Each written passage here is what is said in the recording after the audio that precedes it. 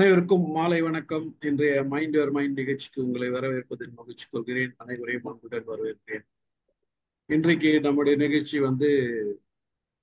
Agriculture tourism தான் நம்ம பேச போறோம். இன்னைக்கு முதல் முறையா ஒரு விவசாயம் சம்பந்தமான தமிழகத்தில் வளர்ந்து வரும் வேளாண் சுற்றுலா, இதுதான் இன்னைக்கு தலைப்பு. சார் செந்தமிழ் செல்வன் சீனியர் மேனேஜரா இருந்து ரிட்டையர்ட் ஆனவர் யூனியன் பேங்க் ஆஃப் இந்தியால ரிட்டையர்ட் ஆயிருக்காரு. இப்ப சென்னையில தான் இருக்காங்க சாரு. அவரு தான் இந்த தலைப்பு ரொம்ப நாளா என்கிட்ட கேட்டு இருந்தாரு. நான் மறந்துட்டேன் நடுவில், அப்புறம் ஞாபகப்படுத்தினாரு. அவர் ஒரு சோசியல் ஆக்டிவிட்டிஸ், அப்போ ஆர்கானிக் ஃபார்மிங்ல அந்த ஆக்ரா டூரிசம்ல ப்ரொமோட் பண்றது, ஒரு ட்ரெயினரும் கூட, ரைட்டரும் கூட, பிஎஸ்சி படிச்சிருக்காரு. மற்ற செய்திகள் அவரை பத்திலாம் அவரே அறிமுகப்படுத்துவாரு. அவரே அறிமுகப்படுத்திட்டு இந்த உரையை ஆரம்பிப்பாரு. சார், நீங்க ஆரம்பிக்கலாம். உங்களை பத்தி சொல்லிடுங்க. வணக்கம், அனைவருக்கும் வணக்கம் சார். உங்க எல்லாரையும் இந்த மாலை நேரத்தில் சந்திக்கிறதுல மிக்க மகிழ்ச்சி. அது குறிப்பா விவசாயம், விவசாய சுற்றுலாவை பத்தி பேசுறதுன்றது ஒரு புதிய கான்செப்ட். அதை பகிர்றதுல ரொம்ப மகிழ்ச்சி அடைகிறேன். என்னை பத்தி ஏற்கனவே ஸ்டீஃபன் சார் சொல்லியிருக்காங்க. நான் ஓய்வு பெற்ற வங்கி மேலாளர். இருந்தாலும் இப்போ ஒரு இயற்கை விவசாயின்றதுல பெரும் மகிழ்ச்சி அடைகிறேன். பெருமிதத்தோடு அதை அறிமுகப்படுத்திக்கிறேன். இந்த விவசாயத்துல இன்னைக்கு மிக முக்கியமா விவசாயிகளுடைய வருமானத்தை பெருக்கி ஆகணும். இது காலங்காலமா சொல்லிக்கிட்டே இருக்காங்க, இரட்டிப்பு ஆக்கிறோம், அது மாதிரி செய்துட்டு இருக்காங்க. இருந்தாலும் இன்னும் அவங்களுடைய வருமானம் பெருக்கல. அதுக்கு இயற்கை விவசாயம் ஒரு வழிமுறையா இருக்குதுன்றதையும், அதனை ஒட்டி இப்போ வேளாண் சுற்றுலா அவங்களுக்கு ஒரு கூடுதலா வருமானம் கிடைக்கிறதுக்கான ஒரு வாய்ப்பா இருக்குதுன்றதையும் சொல்ல விரும்புறோம். இன்னைக்கு தலைப்பு தமிழகத்துல, தமிழகம் மட்டும் இல்ல, இன்னைக்கு உலக அளவுல வேளாண் சுற்றுலா என்பது அக்ரோ டூரிசம் அப்படின்றது மிக பிரபலமா நடந்து வரக்கூடிய ஒரு செயல்பாடு. நிறைய பேர் விவசாயத்தை நோக்கி பார்வையிடுவதற்கும் அதுல கற்றுக்கொள்வதற்குமான பயணத்தில் இருக்காங்க. அதனுடைய தாக்கம் இன்னைக்கு இந்தியாவிலையும் தமிழகத்திலையும் நடந்துகிட்டு இருக்குதுன்றது ரொம்ப மகிழ்ச்சியான செய்தி. இதை ஒற்றி நம்ம பங்கேற்பாளர்களுக்கு சில சுருக்கமான சில செய்திகளை மட்டும் சொல்றதுன்றத இங்க வந்திருக்கின்ற. அதுல முதல்ல சுற்றுலான்றது ரொம்ப மகிழ்ச்சியான ஒரு செயல்பாடு. ஏன்னா சுற்றுலான்றது நம்மளுடைய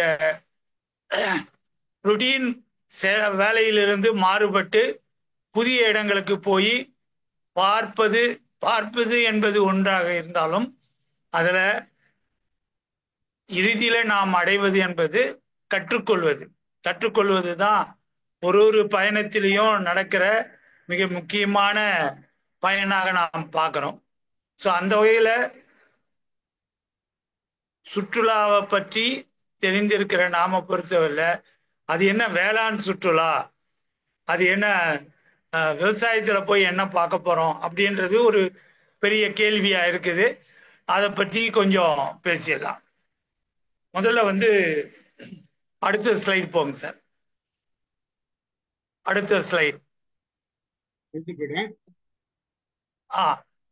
இல்ல ஒரு இல்ல அதுக்கு முன் ஸ்லைடு ஒரு கோட்டு வந்திருக்கு, கொட்டேஷன்.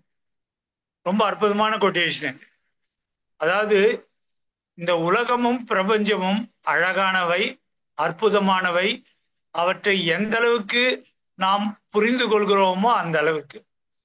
அப்படின்னா என்னன்னா, இந்த உலகத்தையும் பிரபஞ்சத்தையும் இன்னும் புரிந்து கொள்வதற்கும் தெளிவடைவதற்கும் இன்னும் ஏராளமான விஷயங்கள் இருக்கு. அதுல ஒரு கோடியில ஒண்ணு கூட நாம அறிந்து கொள்ளவில்லை. என்ன அறிவியல் தொழில்நுட்பம் என்ன வளர்ந்திருந்தாலும் இன்னும் தெரிந்து கொள்வதற்கு ஏராளமாக இருக்குது. அப்போ அதுக்கு ஏற்ற மாதிரியான ஒரு தேடல் மனித சமூகத்துக்கே தேவைப்படுது. அதனுடைய தாக்கம் தான் பயணங்கள் மேற்கொள்வது என்பது. பயணங்கள் எல்லை வரைக்கும் போகணும். நாம இன்னும் தேடி தேடி அலைய வேண்டிய அவசியம் இருக்குது. அந்த பயணத்தினுடைய ஒரு பகுதியாக தான் இன்னைக்கு நம்ம வேளாண் சுற்றுலாவை பத்தி பேச போறோம். அடுத்த ஸ்லைட். வேளாண் சுற்றுலான்னா என்ன? இது எப்படி மற்ற சுற்றுலாவிலிருந்து எப்படி வேறுபடுதுன்றதும் இந்த கேள்வியிலிருந்து ஆட்டோமேட்டிக்கா நம்மளுக்கு ஒரு கேள்வி வருது. அந்த ரெண்டாவது கேள்வி பின்னால் வரும்.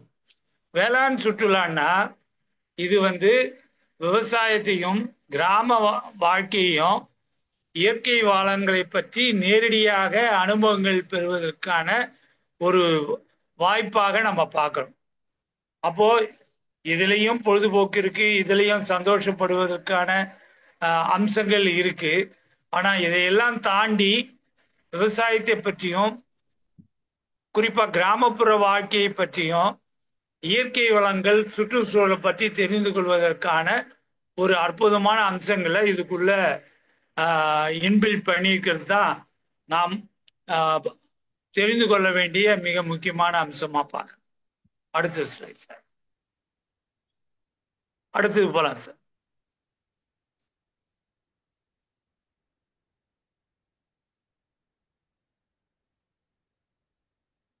இது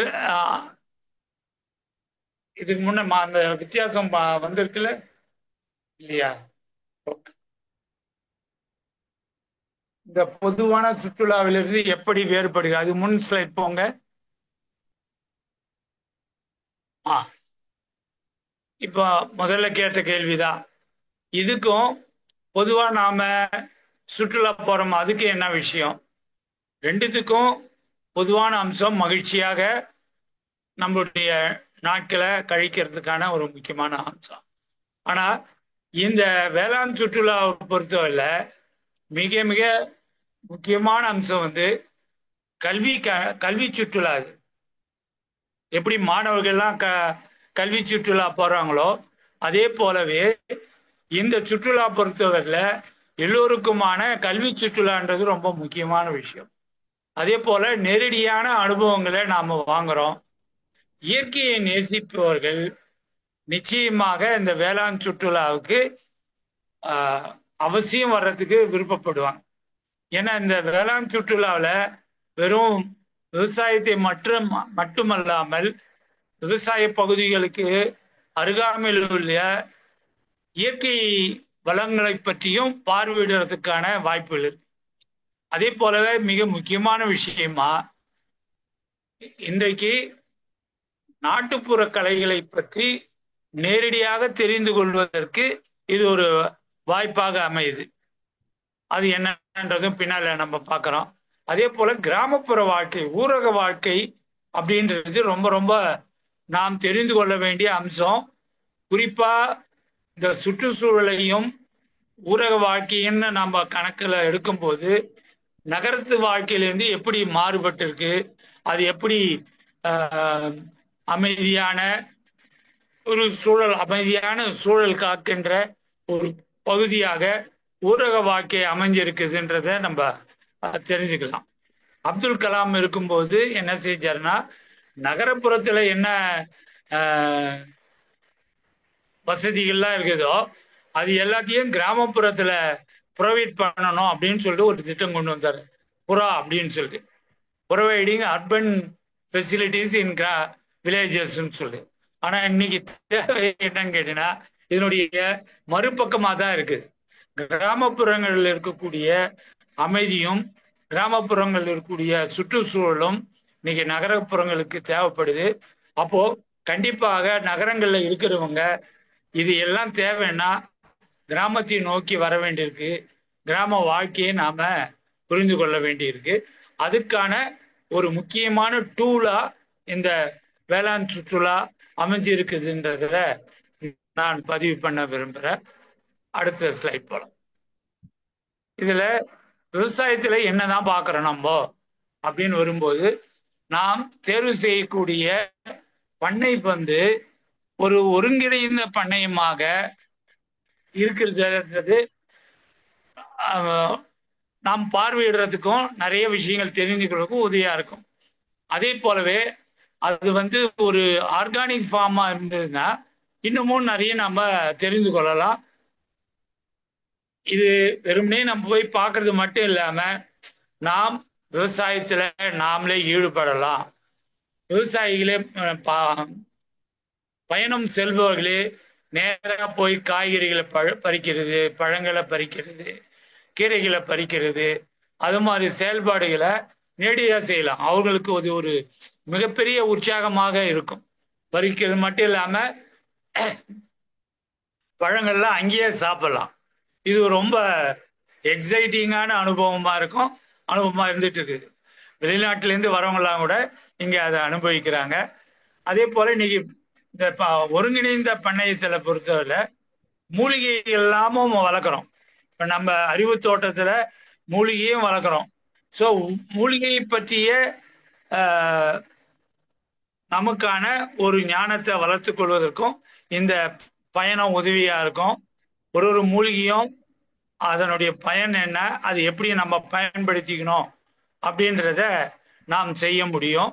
அதையும் செய்யலாம். கால்நடைக, கோழிங்க, இது மாதிரி அம்சங்களையும் நம்ம போய் பார்க்கலாம். கூட வரக்கூடிய குழந்தைகளுக்கு அது ஒரு மிகப்பெரிய உந்து சக்தியா இருக்கும். தேனீ வளர்ப்பை பத்தி தெரிஞ்சுக்கலாம். நேரடியா பார்க்கலாம். நம்ம தோட்டத்திலே தேனீ பெட்டிகள் வச்சிருக்கோம். அப்போ பார்வையிட வரவங்க அந்த தேனீ பெட்டி, தேனீ எப்படி சேகரிக்குது, தேனீக்களே நம்ம பார்க்கலாம்.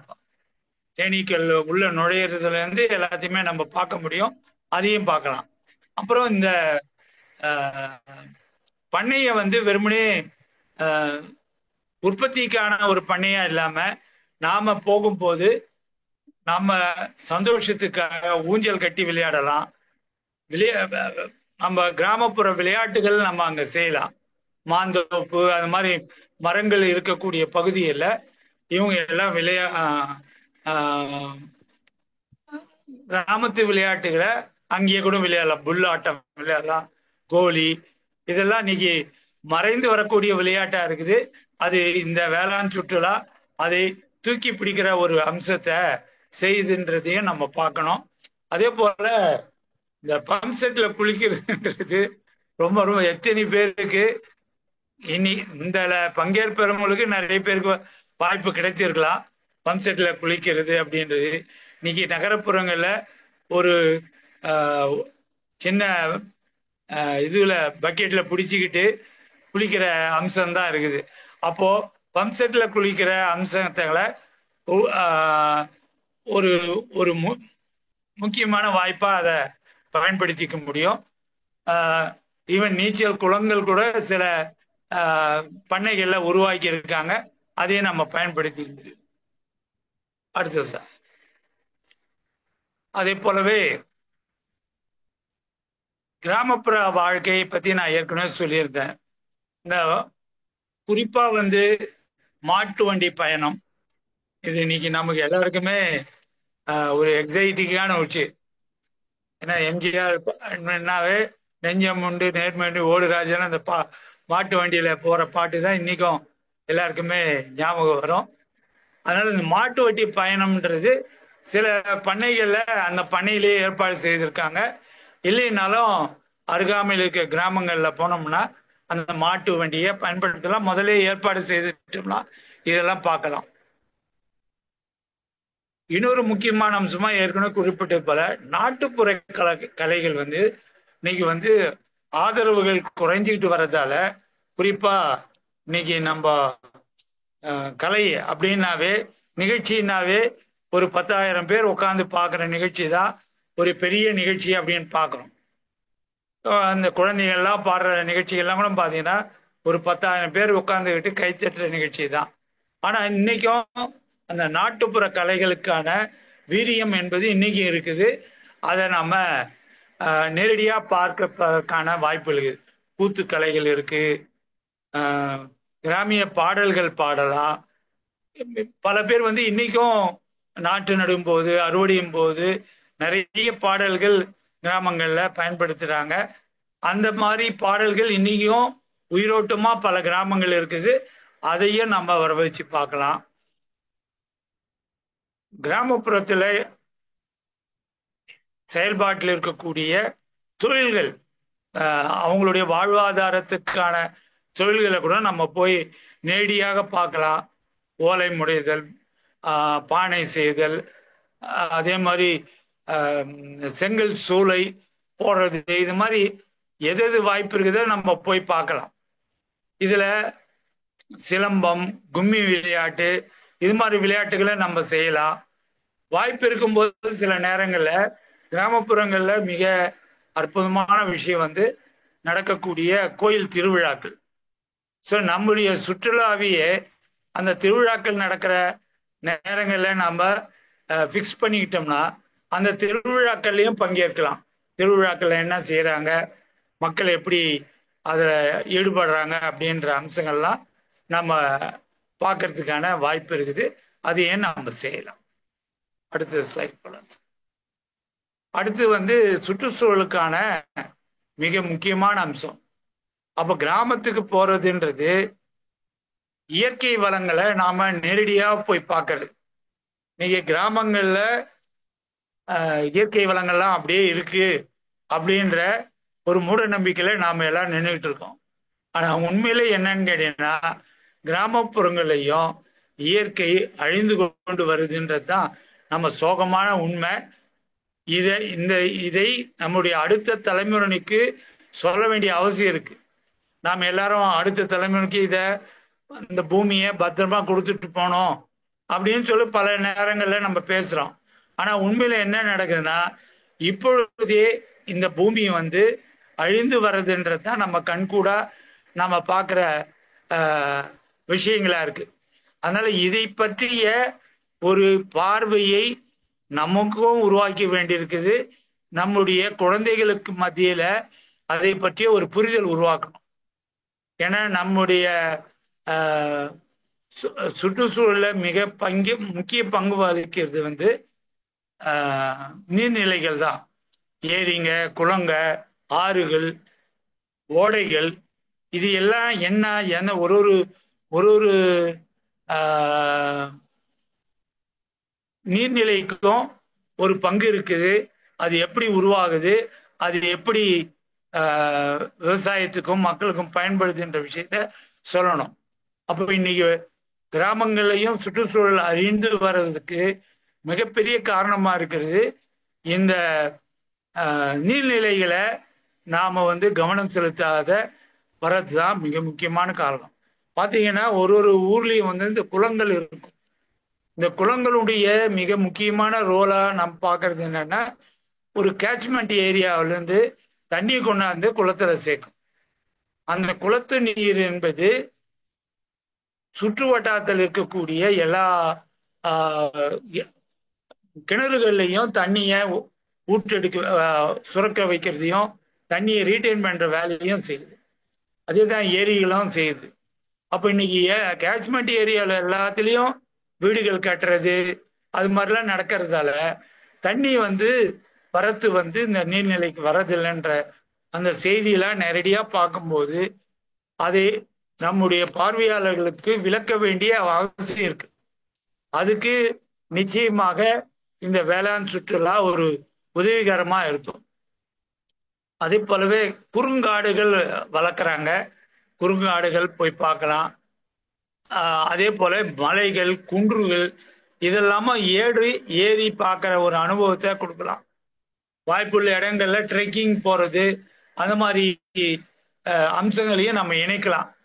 ஏன்னா இந்த ட்ரெக்கிங் போறதுன்றது இயற்கையோடு நாம உள்ள போய் அவங்கள இயற்கையோடு பார்க்குற விஷயம்தான்.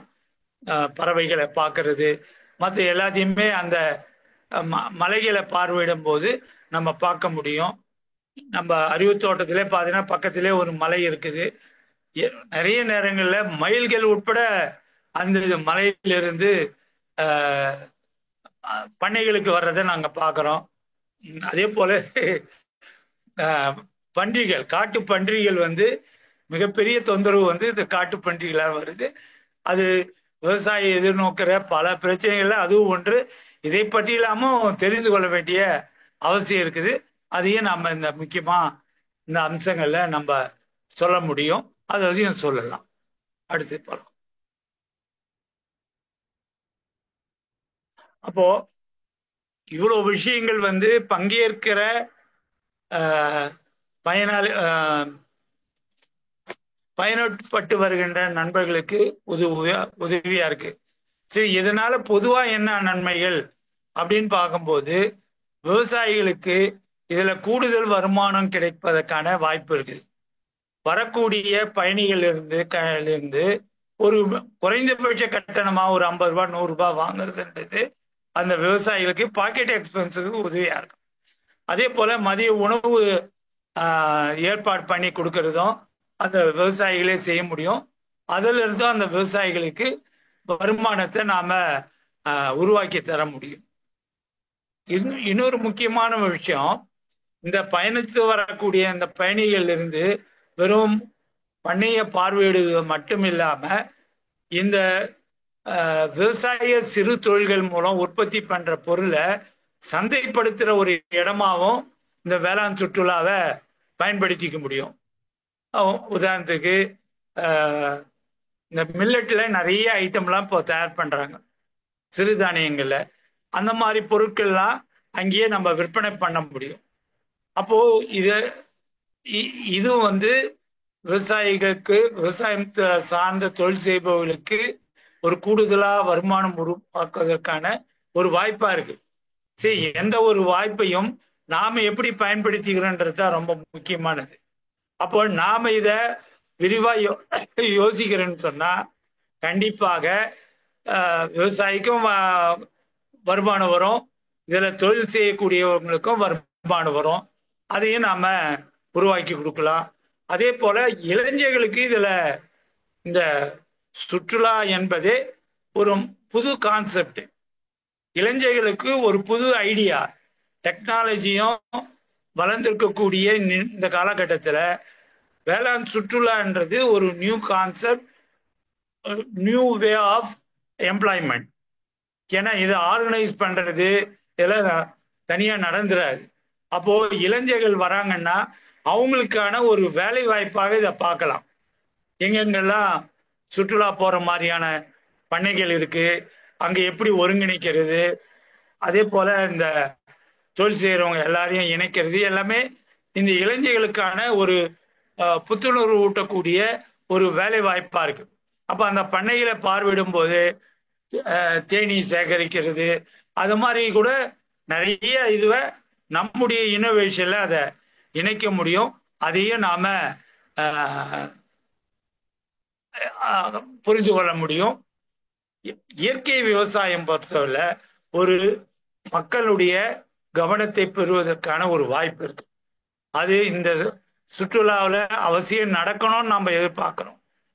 ஏன்னா இன்னைக்கு என்னதான் நம்ம மாற்றங்கள் நடந்துகிட்டே இருந்தாலும் இன்றைய தேதியிலையும் ஒரு ஒட்டுமொத்தமான சந்தையில இன்னும் 1% சந்தைய இயற்கை விவசாய பொருட்கள் இடம் பிடிக்கல. அந்த நிலையில தான் இருந்துட்டு இருக்கு. அதுக்கு நிறைய ஆதரவுகள் தேவை, பொதுமக்கள் இருந்து தேவை, விவசாயிகளுக்கு இருந்தும் அதுக்கு ஒரு நம்பிக்கை ஊட்டக்கூடிய விஷயங்கள் நடக்கணும். அது இந்த சுற்றுலா மூலம் நடக்கும் அப்படின்றத நாம பார்க்க முடியும். கிராமப்புறத்துல ஒரு மணி ரொட்டேஷனுக்கு நல்ல வாய்ப்பு, ஒரு வருமானத்துக்கு எல்லாத்துக்குமே அது ஒரு வாய்ப்பா இருக்குது. அதன் மூலம் கிராமப்புறத்தினுடைய பொருளாதாரமே அடுத்த கட்ட நகர்வதற்கான வாய்ப்புகளை உருவாக்க முடியும். இதுவே எல்லாத்தையும் முடிச்சிடாதுனாலும் இது ஒரு தொடர்பு புள்ளியா இருக்கலாம். அதன் மூலம் நிறைய இணைப்புகளை பெற்று செய்ய முடியும். அதே போல நம்முடைய பாரம்பரியமான கலாச்சாரங்களை தக்க வைப்பதற்கான ஒரு புள்ளியா இது இருக்குன்றதையும் நம்ம பார்க்கிறோம். இவ்வளவு மக்களை நாம இணைக்கும் போது மக்களை ஒற்றுமைப்படுத்துகின்ற வேலை இந்த சுற்றுலாவினுடைய பொதுவான அம்சமும் மக்களை ஒற்றுமைப்படுத்துவதுதான். அதுல இவங்க குறிப்பா விவசாயத்தை நோக்கி வரும்போது விவசாயத்தை மையமா வச்சிருக்கக்கூடிய எல்லாமே வந்து ஒற்றுமைப்படுறதுக்கான வாய்ஸ் இருக்கு. அந்த நம்ம ஏற்கனவே சொன்ன மாதிரி விவசாயம் சார்ந்த தொழில்களுக்கு ஊக்கம் பெறுவதற்கான வாய்ப்பு இருக்குது. வேற எல்லாத்தையும் விட நான் பார்க்கறது வந்து விவசாயம் இன்னைக்கு தேதியிலையும் கொரோனா ஏற்பட்டு எல்லாரும் நம்ம வீட்டில் முடங்கின போது களத்துல போய் வேலை செய்தவங்க விவசாயிகள் மட்டும்தான். அவர்களுக்கு விவசாயம் செஞ்சதால்தான் நாம வீட்டில் இருந்தாலும் உணவு சாப்பிட முடிஞ்சது. அத்தகைய ஒரு பெரிய சாதனை செய்த விவசாயிகள் மீதான ஒரு பெரிய மதிப்பு வந்து இன்றைய தேதியிலையும் மக்களுக்கு ஏற்படலைன்றதை நம்ம வருத்தத்தோடு பார்க்க வேண்டியது. அப்போ இந்த சுற்றுலாக்கள் என்பது விவசாயிகளுக்கும் மக்களுக்குமான ஒரு தொடர்பு உருவாக்கி விவசாயிகள் மீதான ஒரு மதிப்பை உருவாக்குவதற்கான வாய்ப்புகள் இருக்கு, உருவாக்கணும். அதை தான் நாம பார்க்குறோம். ஏன்னா விவசாயி எப்படி சிரமப்படுறான்றத களத்துல போய் பார்க்கும்போது இன்னும் நிறைய தெரிந்து கொள்வதற்கான வாய்ப்புகள் இருக்கு. அதை பார்க்கலாம். அடுத்த ஸ்லைட் போலாம்.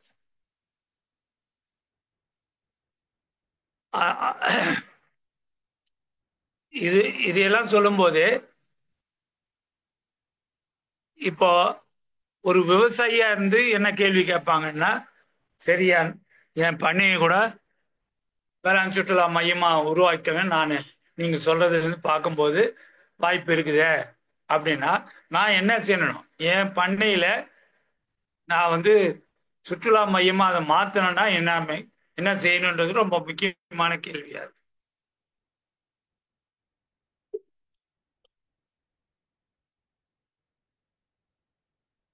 இதற்காக விவசாயிங்க பெரிய மெனக்கெடெல்லாம் செய்ய வேண்டியதில்லை.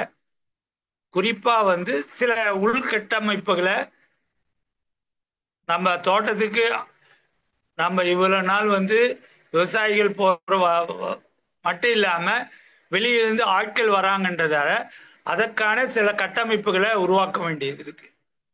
சில நேரங்களில் தங்கும் பயணமாக இருக்கும், தங்காத பயணமாக இருக்கும். ஸோ தங்குற பயணமா இருந்ததுன்னா அதுக்கேற்ற மாதிரி அறைகள் உருவாக்கி குடில்கள் உருவாக்கி அவங்க தங்கறதுக்கான ஏற்பாடு செய்யலாம். இல்லைனாலும் கழிவறைகள் இதெல்லாம் அடிப்படையா செய்து கொடுக்க வேண்டியது நாம பயணத்துக்கான ரொம்ப முக்கியமான விஷயம்.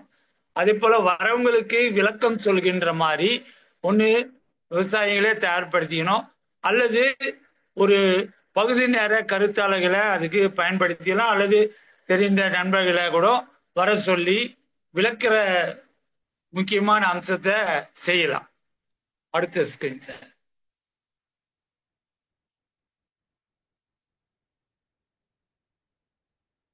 ஸோ அதே மாதிரி உணவு சாப்பிட்றதுக்கான டைனிங்க்கு கழிவறை வசதி, அதே மாதிரி சேஃப்டினஸும் ரொம்ப முக்கியம், அதுக்கான ஏற்பாடும் செய்யணும்.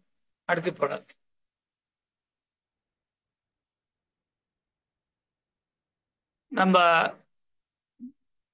நான் குறிப்பா அறிவுத்தோட்டம் வேளாண் சுற்றுலா மையம் வேலூர் மாவட்டத்தில் லத்தேரிக்கு அருகில வச்சிருக்கேன். இதுல என்ன என்னுடைய சிறப்பு அம்சமா, ஏன்னா இதுல இருந்து தான் எனக்கு இன்ஸ்பிரேஷன் கிடைச்சது. என்னுடைய தோட்டத்துக்கு வரவங்களுடைய ஆர்வம், அவங்களுடைய எதிர்பார்ப்பு, இதெல்லாம் பார்க்கும்போது தான் இந்த வேளாண் சுற்றுலாவை இன்னும் விரிவா செய்யணுன்ற தேவை இருக்கிறத என்னால் உணர முடிந்தது. குறிப்பா நம்முடைய அறிவு தோட்டத்துக்கு பொறுத்தவரை நிறைய மாணவர்கள் வந்துகிட்டு இருக்காங்க. கல்லூரி மாணவர்கள், பள்ளி மாணவர்கள், அதே போல விவசாய கல்வி படிக்கிற மாணவர்கள் எல்லாமே வந்துட்டு இருக்காங்க. அதே போல விவசாயிகள் பயிற்சி எடுத்துக்காக வராங்க. விவசாயிகள் வராங்கன்னா அவங்களுக்கு போய் நம்ம காய்கறிகளை பற்றியும் செடிகளை பற்றியும் நம்ம சொல்ல முடியாது. ஆனால் இயற்கை விவசாயத்தை பற்றி எப்படி செய்யணும்னு சொல்ற ஹேண்ட்ஸ் ஆன் ட்ரைனிங் மாதிரி அவங்களுக்கு அங்கேயே செய்து, எப்படி பஞ்சகாவியா எப்படி தயார் பண்றது, எப்படி வந்து இயற்கை பூச்சிக்கொல்லிகள் தயார் பண்றது, எல்லாமே வந்து நம்ம அவங்களுக்கு விளக்கம் சொல்வதற்கான வாய்ப்புகள் உருவாகுது. இந்த நம்முடைய அறிவு தோட்டம் பொறுத்தவரை 13 ஆண்டு காலமாக ஆஹ், இயற்கை விவசாயம் செய்து வரோம். இந்த 13 ஆண்டுல ஒரே ஒரு பிட்டு ரசாயனம் கூட உள்ள போகலன்றது ரொம்ப முக்கியமான விஷயம். நம்ம பண்ணையில பொறுத்தவரை மூலிகை பண்ணை இருக்குது, பூந்தோட்டமும் இருக்குது, வெற்றிலை குடிலும் உருவாக்கி இருக்கிறோம். அந்த குடியில உட்காந்து மீட்டிங் நடத்துற மாதிரி வாய்ப்புகளை நாம் உருவாக்கி இருக்கோம். இதை பயன்படுத்தி கொள்ள முடியும். இது வேலூர் ஒரு 15 கிலோமீட்டர் தூரத்தில் இருக்கு. சென்னையில இருந்து அனதர் 130 கிலோமீட்டர் இருக்கு. அருகாமையில் இருக்கிறது காட்பாடி ஸ்டேஷன். அடுத்தது சார் பிக்சர் ஷேர் பண்றீங்களா? எது? ஒரு நிமிஷம் சார், நீங்க பிக்சர் எங்களுக்கு எதுவும் தெரியல, மத்தவங்களுக்குலாம் தெரியுதா? நீங்க ஏதோ பேசுறீங்க. இல்ல இல்ல இல்ல இல்ல, இதெல்லாம் இல்ல. வேற ஒண்ணும் பிக்சர் ஷேர் ஓகே. பண்ணுங்க செல்வா. No no problem. முடிச்சதான் நம்ம வேற என்ன விவரங்கள் வேண்டாம். சரி, இந்த பக்கம் எப்படி விவசாயிகள் என் தோட்டத்தை செய்து தயார்படுத்தணும்னு கேட்குற மாதிரி சுற்றுலா வரவங்களுக்கும் ஒரு கேள்வி இருக்கு.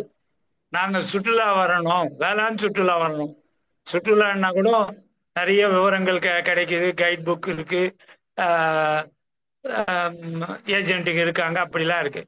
இன்னைக்கு உண்மையில என்னன்னா, வேளாண் சுற்றுலாவுக்கும் ஏராளமான ஏஜென்ட் இருக்கிறாங்கன்றத உங்களுக்கு தகவலா சொல்லிக்க விரும்புகிறேன். அதே போல தமிழ்நாடு அரசு சுற்றுலாத்துறை வேளாண் சுற்றுலாவுக்கான தகவல்களையும் அவங்க கையில் இருக்கு. அதனால நீங்க தமிழ்நாட்டுக்கு வரோம், வெளிநாட்டுல இருந்து கூட வரீங்கன்னா கூட அரசினுடைய ஸ்டேட் கவர்மெண்டினுடைய சுற்றுலா அலுவலகத்தில் நம்ம அந்த தகவல்களை வாங்க முடியும். அதே போல ஒவ்வொரு மாவட்டத்திலையும் சுற்றுலா அலுவலர்கள் இருக்காங்க. அவங்க மூலியம் அந்த மாவட்டத்தில் எங்க வேளாண் சுற்றுலா போலான்ற செய்திகளை வாங்கலாம். அது தவிர தமிழ்நாடு வேளாண் சுற்றுலா கூட்டமைப்பு அப்படின்னு சொல்லிட்டு நாங்க எல்லாரும் சேர்ந்து ஒரு கூட்டமைப்பு உருவாக்கியிருக்கோம். இந்த வேளாண் சுற்றுலா பண்ணைகள் வச்சிருக்க எல்லாருமே சேர்ந்து வச்சிருக்கோம். அந்த அமைப்பில் இருந்து கூட நீங்க அந்த தகவலை சேகரிக்கலாம். அதனுடைய தலைவர் இறையழகன், அவருடைய எண்ணும் கொடுத்துருக்கேன், 9340047779. இவரும் ஒரு அற்புதமான பண்ணையை வச்சிருக்காரு. சென்னைக்கு அருகாமையிலே இருக்கு. ஏராளமான மாணவர்கள், ஏராளமானவங்க வராங்க. அவருடைய பண்ணையிலேயே கூத்து கலைஞர்களை வர வச்சு கூத்து நிகழ்ச்சியில நடத்துறாரு. எல்லாமே அற்புதமான நிகழ்வுகளை அவர் செய்யறாரு. அவருடைய எண்ணெய் அதுல இருந்து கான்டாக்ட் பண்ணலாம். அதே போல செயலாளர் திரு அருள் ஜேம்ஸ், அவருடைய எண் 9894610778. அப்புறம் நான் சென்னை மண்டல ஒருங்கிணைப்பாளர் இருக்கேன். சென்னை மண்டலன்றது ஒரு 10 மாவட்டங்கள், சென்னைக்கு அருகாமையில் இருக்கக்கூடிய ஒரு 10 மாவட்டங்களுக்கான செய்திகளை சொல்ல முடியும். என்னுடைய எண் 9440322436. இதுல தப்பு இருக்கு, 32436, 22 கிடையாது, 9440322436. அதே போல நம்ம வலைதளத்துல போனோம்னாலும் நிறைய செய்திகள் இன்னைக்கு வேளாண் சுற்றுலா பற்றி வந்துகிட்டு இருக்கு. அதுல இருந்து தேடி கண்டுபிடிக்கலாம்.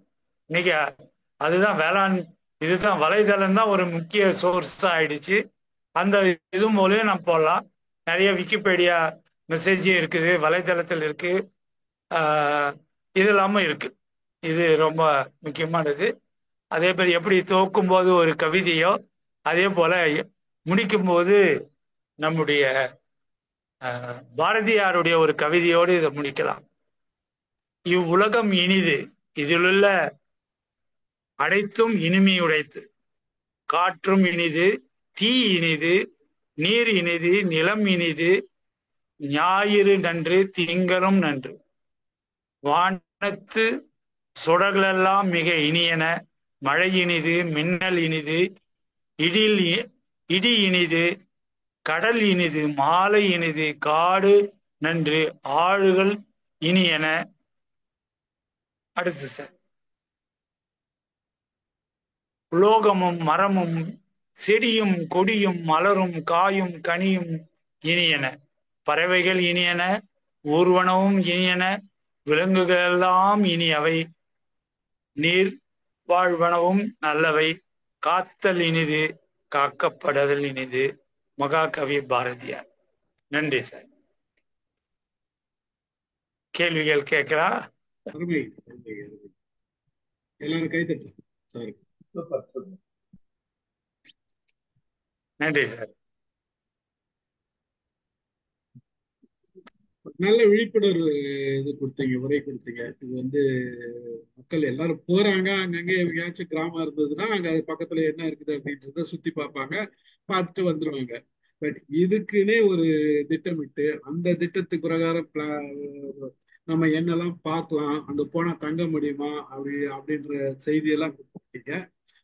வரவேற்க தகுந்த செய்தி தான். பல மாணவர்களுக்கு இன்றைய சூழ்நிலையில எந்த எந்த இடத்துல கிராமங்கள் இருக்கு, எந்த இடத்துல இல்ல, நம்ம போனா எதை தெரிஞ்சுக்கலாம் அப்படின்றதெல்லாம் வந்து இப்ப உங்களை மாதிரி ஆட்களை வந்து தொடர்பு கொண்டா இந்த தகவலை நீங்க கொடுப்பீங்க, அவங்களுக்கும் ஒரு விழிப்புணர்வு கிடைக்கும், அவங்களும் போவாங்கன்றது நல்ல செய்தியா இருக்குது.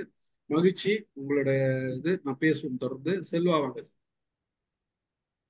நன்றி சார். நன்றி சார். நான் இப்போ கிளம்பணுன்றதால தான் கேட்டேன். புரியுது.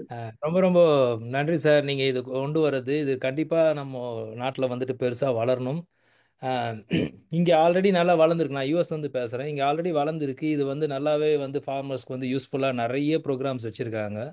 இங்கே வந்து type of farms, tours and activities பார்த்தீங்கன்னா guided tours, pick your own farm work experiences, அப்புறம் எஜுகேஷனல் எக்ஸ்பீரியன்சஸ்க்காக டூர் கொண்டு போகிறாங்க. அப்புறம் அனிமல் என்கவுண்டர்ஸ்னு ஒரு டூர் கொண்டு போகிறாங்க. அப்புறம் ஹே ரைட்ஸ் அண்ட் கான் மேசஸ்ன்னு இருக்குது.